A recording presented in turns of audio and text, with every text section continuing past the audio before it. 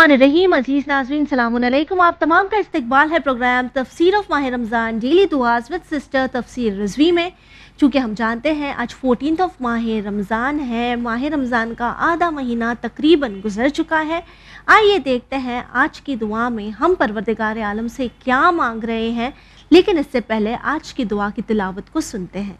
बिस्मिल्लाहिर्रहमानिर्रहीम। अल्लाहुम्मा ला तुआखिज़नी फ़ीहि बिलअसरात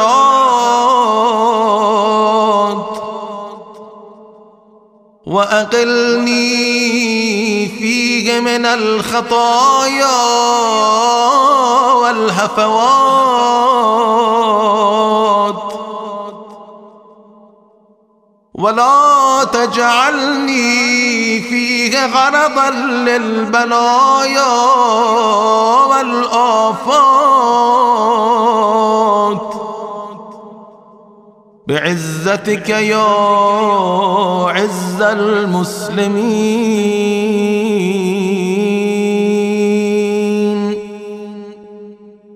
ऐ माबूद, आज के दिन लग़ज़िशों पर मेरी गिरफ्त न फरमा, इसमें मेरी ख़ताओं और फजूल बातों से दरगुजर कर, और आज मुझको मुश्किलों और मुसीबतों का निशाना करार न दे। बवास्ता अपनी इज़्ज़त के, ए मुसलमानों की इज़्ज़त। सिस्टर सलाम अलैकुम। अलैकुम सलाम व रहमतुल्लाहि व बरकातुहू। इन खूबसूरत जुमलों को हमारे लिए आसान करें और हमें बताएं कि आज हम अल्लाह से क्या मांग रहे हैं। औज़ु बिल्लाहि मिनश शैतानिर रजीम। बिस्मिल्लाहिर्रहमानिर्रहीम। व बिही नस्तईन व हुवा खैरु नासिरिन व मुईन। आज की दुआ में परवरदिगार आलम से जो हमने तलब किया है वो हर इंसान की तलब है। खुदाया, आज के दिन मुझसे जो लग़ज़िश हो गई है, जो गुनाह हो गए हैं, उसका फ़ैसला अदालत से न करना, अपनी रहमत से करना। मेरी ख़ताओं को और मेरी गलतियों को छुपा लेना, मुझे उससे बचा लेना, और मुझे बला और आफत का निशाना न बनाना। अपनी इज़्ज़त के तुफ़ैल, ए इज़्ज़ते मुस्लिमीन, ए मुसलमानों को इज़्ज़त देने वाले खुदावंदे करीम, तू सबसे पहले ये करम कर दे कि आज के दिन अदालत से फ़ैसला न करना, ताकि हम जानते हैं अल्लाह की अदालत को। फ़ज़्ल इलाही और अदल इलाही दो अलग चीज़ है। हम जब भी अल्लाह से दुआ करें, अल्लाह से सिर्फ ये कहें, खुदा मेरा फ़ैसला अपने फ़ज़्ल से करना, अपने अदल से नहीं करना। हम अगर बचे हुए हैं ना अल्लाह की अदालत से, तो सिर्फ अपने मौत तक की मोहलत दी गई है कि हम अदालत से बच जाएंगे, लेकिन मौत के बाद जब अल्लाह अपनी अदालत से फ़ैसला करेगा तो हम कब्र में भी कभी हमें चैन नहीं मिलेगा, हम वहाँ पर भी सुकून हासिल नहीं कर सकेंगे। लिहाजा खुदा से ये तलब करें कि खुदा अपना फ़ज़्ल शामिल हाल रखना, अपना अदल नहीं रखना। और उसके बाद हम ये अल्लाह से कहते हैं, खुदा मेरे गुनाहों को छुपा ले, मुझे गुनाहों से पाक कर दे, मुझे गलतियों से दूर कर दे। ये खुदा से हम मांगते तो हैं, लेकिन मांगने के बाद हम ये नहीं समझते हैं कि खुदा दूर रखना चाहता है। कोई माँ बाप अपने बच्चे को गलतियों के रास्ते पे तो नहीं देखना चाहता ना, कोई माँ बाप अपने बच्चे को दलदल में तो नहीं गिराना चाहता। हमारी भी तो कोई जिम्मेदारी बनती है। मगर अगर औलाद खुद दलदल में जाना चाहे तो माँ बाप की क्या खता है उसमें। अल्लाह भी अपने बंदों से बहुत प्यार करता है, बेइंतहा इश्क है उसे अपने बंदों से। वो अपने बंदों को आलूदगी में नहीं देखना चाहता, वो गुनाह अपने बंदे के बर्दाश्त नहीं कर पाता। उसने हर तरह से गुनाह से बचने के रास्ते हमारे लिए दे दिए हैं, हम खुद नहीं बच पा रहे हैं, तो इसमें ख़ता हमारी है। हम अगर मांग रहे हैं खुदा से कि खुदा गुनाह से बचा ले, तो बचने की हमारी कोशिश भी जारी रहनी चाहिए।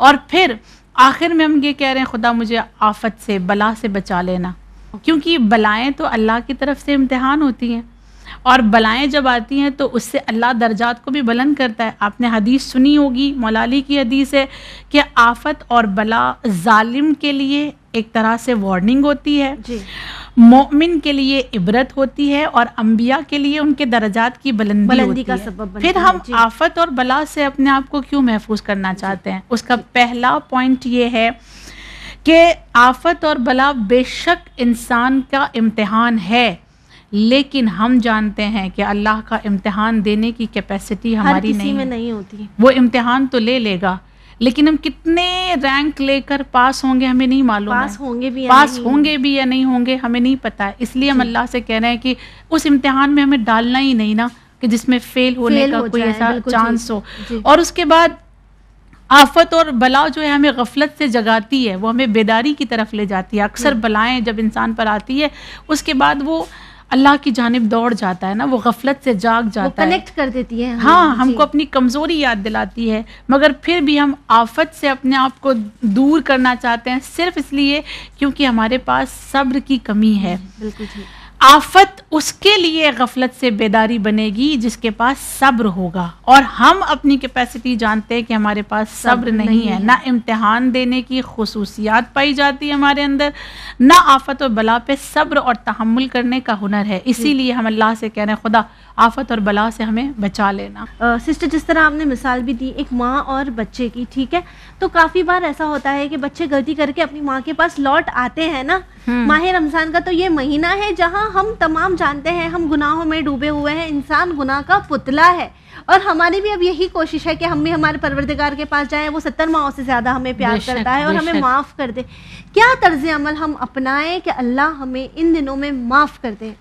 بس لوٹ جائیں اس کی جانب۔ رب کو پانے کا ایک ہی راستہ ہے کہ اس کی جانب لوٹ جائیں۔ ہم بھٹکے ہوئے ہیں، راستہ بھٹک کر بہت دور نکل گئے ہیں، مگر ماہ رمضان ہمیں یو ٹرن لینے کا ایک دعوت دیتا ہوا مہینہ ہے کہ تم یو ٹرن لے لو۔ تم آگے نکل گئے تھے، گناہ کے دلدل میں پھنس گئے تھے، مگر اس رب نے توبہ کا دروازہ کھول دیا ہے، ہاں معافی کا دروازہ کھلا ہوا۔ یو ٹرن لے کے تم لوٹ کر آؤ گے تو یہ تمہیں اپنا بنا لے گا۔